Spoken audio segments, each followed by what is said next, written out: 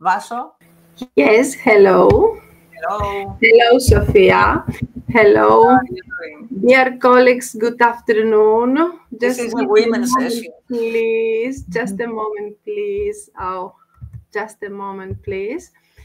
I'm very happy being with you in this CMR 2025. Can you see my presentation? Yes, Yes, yes. can you see that?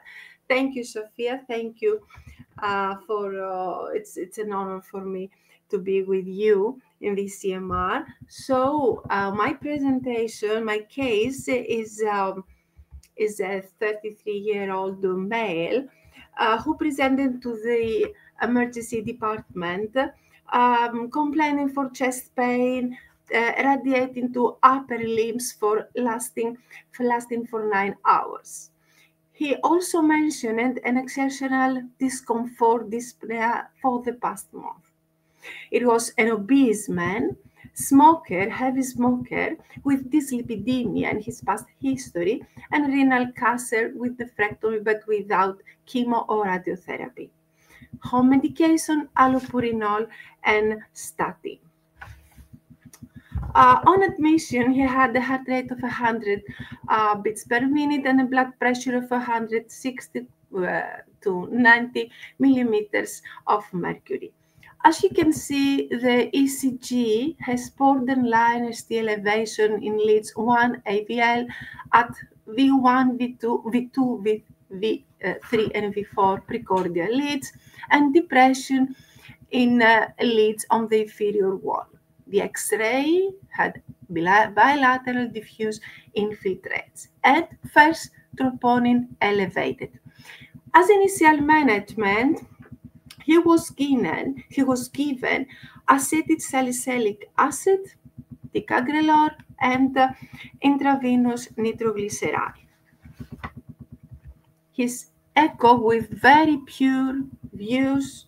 There was no wall abnormalities apart from hypokinesia of the suspicion of hypokinesia of the left ventricle apex. What should be next step? Coronary angiography, CMR, or something else? A coronary angiography, we thought that it was indicated. So coronary angiography he underwent coronary angiography that demonstrated coronary artery without any critical stenosis. Initiation of dual antiplatelet therapy and DSM 90 milligrams BID. In clinical course, troponin peaked at 44,000 with gradual decline, the same CKMB and the same CRP. What is the working diagnosis here? Takotsubo syndrome? I think no, because we have no echo findings of apical balloon. Myocarditis? Maybe yes, maybe not, because we don't have non-specific STT elevations or wave changes or concave ST elevation on the ECG. Minoka?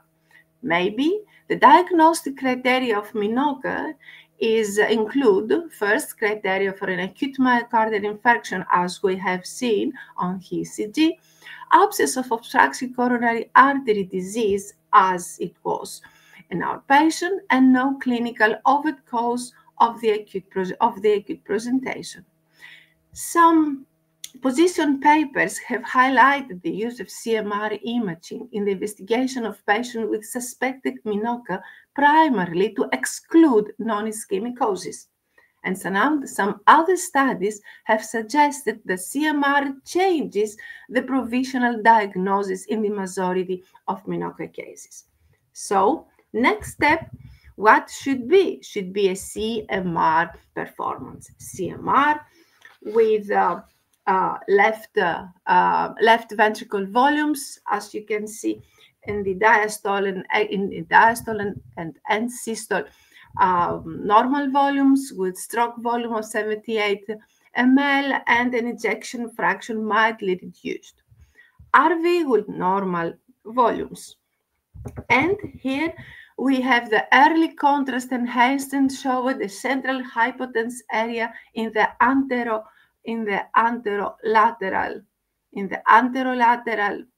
here wall corresponding to extensive microvascular obstruction. And as we know, CMR is a very useful tool in the detection, diagnosis, and quantification of the microvascular obstruction. Late gadolinium enhancement CMR delayed sequences showing hyperenhancement indicating anterolateral MI with a central zone of late MVO. And as we know, on late gadolinium enhancement, areas of microvascular obstruction are seen as central spots of low signal or hyperenhancement, so-called dark zones. An extensive transmural LG in mid-apical anterior wall and mid-anterolateral wall territory that corresponds to LAD and L6. We can see here in these views. And of course, an apical intracavity thrombus on delayed enhancement as a complication of MI. On his clinical course, cardiac enzyme level decreases. Patient was hemodynamically stable with no signs of arrhythmia, and he was discharged with a diagnosis of MINOCA with dual antiplatelet therapy, beta blocker, DTSM, statin, and GLT2 inhibitor. In the follow-up, he was suggested with who suggested a CMR, repetition of CMR a month later. And a month later, as we can see in the late gadolinium enhancement lesion here is a mid-apical anterior and apical lateral myocardial infarction. Some take-home messages.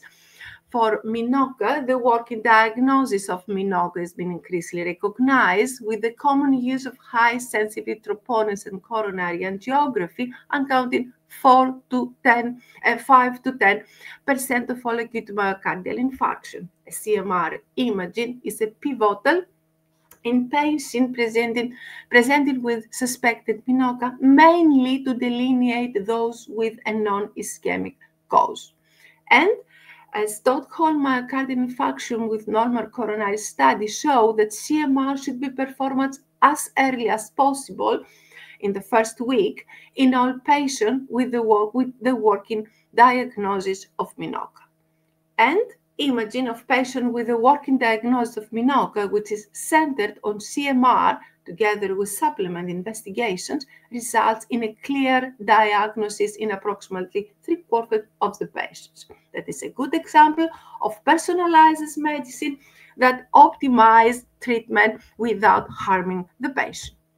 And as we close this presentation, let's have a look at the algorithm of the diagnosis and management of suspected myocardial infarction without coronary stenosis. Chest pain, patient with chest pain and troponin elevation.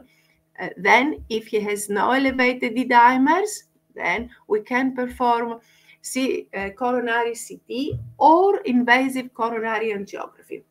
If we have no obstructions, then in the first week, we have to perform an early CMR for the myocardial infarction.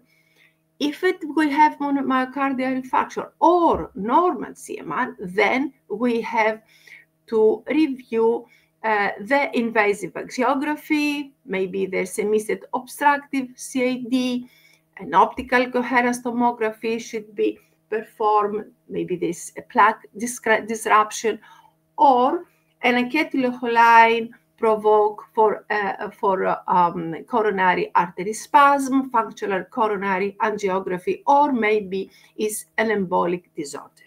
And with this photo from my island, I would like to thank you for this presentation. Vaso, congratulations for the presentation and for the excellent talk We don't have much time for discussion. However, if you have some fast questions, please ask. Dina. No, I think, of course, congratulations, Vasha. Excellent presentation. I think that CMR is the robust technique in such a group of patients with MINOCA. Without CMR, we cannot proceed to diagnosis. Exactly. Yes. It is in the indications now. Yeah. It is in the indications of CMR, current indications. So, okay. Sophia, Dina, announce the next speaker. Thank you so much, Vasho. Thank Okay. you. Thank you.